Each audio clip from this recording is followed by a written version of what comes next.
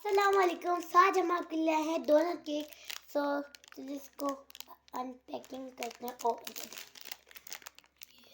देखो बहुत सारी चॉकलेट है, चोकोज वाली। ये देखिए कितनी अच्छी लग रही है। इसको खोल के देखते हैं।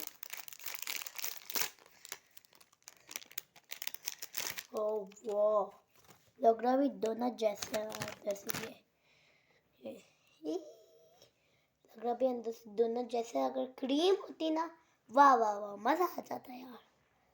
ये इसको खा के देखते हैं।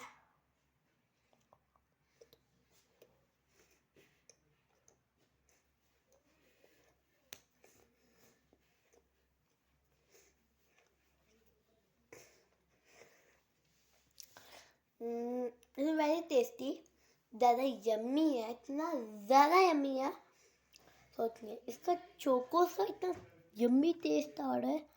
ये देखिए नजर आ रहा है, ये चोकोस है। चोकोस का इतना यम्मी टेस्ट आ रहा है। चोकोस से खा के दिखा दी ना।